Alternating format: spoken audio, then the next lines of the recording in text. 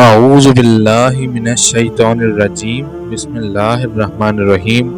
السلام علیکم ناظرین، میں اشر آج ایک نئی ویڈیو کے ساتھ آپ کی خدمت میں حاضر ہوں اور آپ دیکھ رہے ہیں تعلیم باغ۔ دوستوں، حال ہی میں ایک قانون اسلامی جمہوریہ پاکستان کی قومی اسمبلی سے منظور کیا گیا، جسے بظاہر تو ٹرانسجنڈر لوگوں کے حقوق کے تحفظ کے لیے بنایا گیا ہے، لیکن اس میں کچھ شقیں ایسی شامل کی گئی ہیں جس سے ہم جنس پرستی کو تقویت ملتی ہے۔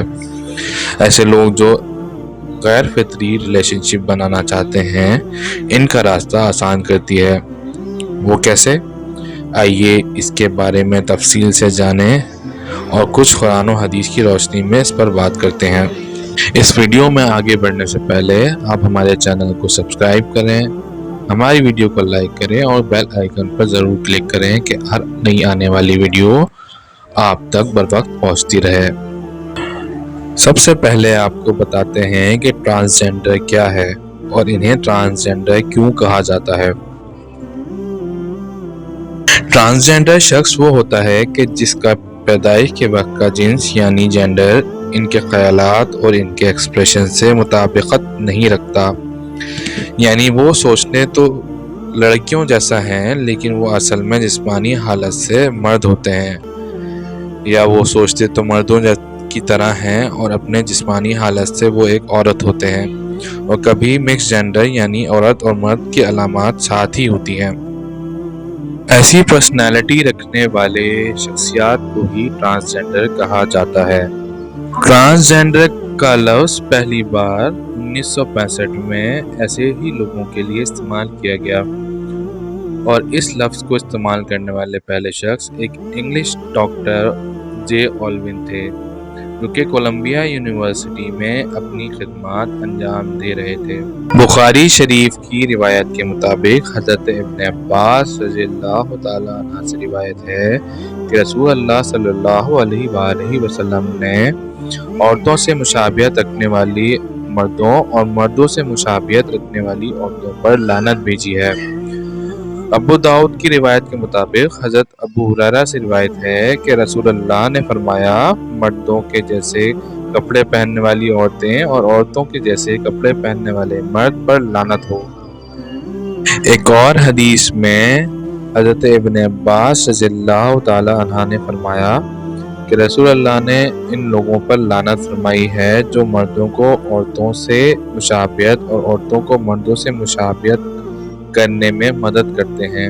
دوستوں، ٹرانسجنڈر قانون پہلی بار 2018 میں قومی اسمبلی میں پیش کیا گیا۔ اس بل کے مطابق ٹرانسجنڈر لوگوں کو ان کے حقوق دلوانے کے لیے ان کے شناختی کارڈ کا اجرا کرایا جائے، جس کے بعد وہ ملک کے کسی بھی محکمے میں کام کر سکیں۔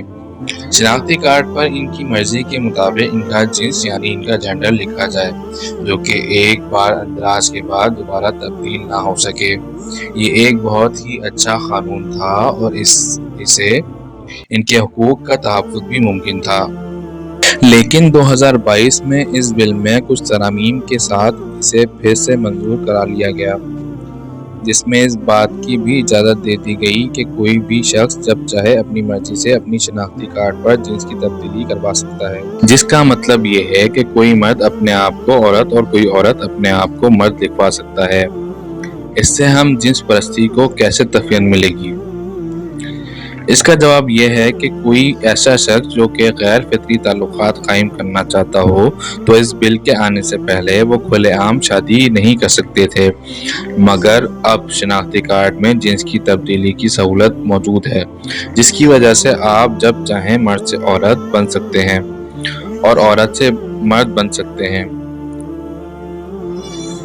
اور عورت بن کر اپنے پسندیدہ مرد سے کھلے عام شادی کر سکتے ہیں۔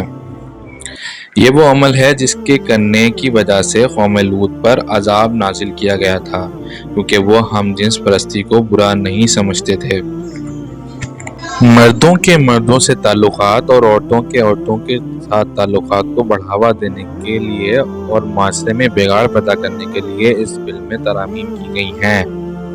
اس بل کو غیر قانونی طور پر منظور کرایا گیا ہے کیونکہ پاکستان کے آئین میں یہ بات واضح موجود ہے کہ پاکستان کا کوئی بھی قانون قرآن و سنت کے منافی نہیں ہو سکتا ہے۔ اللہ تعالیٰ نے قرآن شریف میں ارشاد فرمایا کہ لوگوں، ہم نے تمہیں ایک مرد اور ایک عورت سے پیدا کیا ہے اور پھر ہم نے انہیں قوموں اور قبیلوں میں بانٹ دیا ہے تاکہ تم ایک دوسرے کو پہچانو۔ بے شک اللہ کے نزدیک تم میں بہتر وہ ہے جو تم میں سب سے زیادہ پرہیزگار ہے۔ بے شک اسلام میں کسی غیر فطری رشتے کی بالکل گنجائش نہیں ہے، اور جو لوگ ایسا کرتے ہیں وہ یقیناً مسلمان نہیں ہیں۔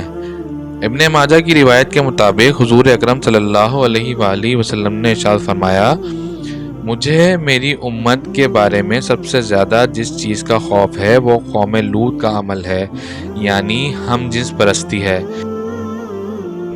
اس وقت قوم لوط پر صرف اس لیے دردناک عذاب نازل کیا گیا تھا کہ وہ اپنی عورتوں سے دور رہتے تھے اور مردوں سے رشتے قائم کرتے تھے۔ اللہ تعالیٰ نے ان پر 2 فرشتوں کے ذریعے عذاب نازل کیا۔ اس قانون کی مخالفت میں خود ٹرانسجنڈر لوگ بھی آگے آئے ہیں جو دل میں خوف خدا اور ایمان کی دولت رکھتے ہیں۔ ٹرانسجنڈر قانون کے آنے کے بعد اب تک 1400 ایسے لوگ ہیں جنہوں نے اپنی جنس اپنے NIC میں تبدیل کروائی اور مردوں سے شادی کی، معاذ اللہ۔ دوستو، ہمیں اس اسلام مخالف بل کی سخت الفاظ میں مذمت کرنی چاہیے اور ہر فورم پر اس کے مخالفت میں کام کرنا چاہیے اور اس کو ختم کروانے میں اپنا کردار ادا کرنا چاہیے، اور اگر ایسا نہیں کیا تو اللہ کے عذاب کے لیے ہر وقت اپنے آپ کو تیار رکھیں۔ اس بل کو ختم کروانا ہمارا قومی اور دینی فریضہ ہے۔ میری اس ویڈیو کو آگے پہنچائیں اور اپنے اس فریضے کو ادا کریں تاکہ لوگوں تک اس بل کے بارے میں معلومات پہنچ جائے۔ اب تک کے لیے اتنا ہی۔ اپنے میزبان اشر علی کو اجازت دیں۔ السلام علیکم ورحمۃ اللہ۔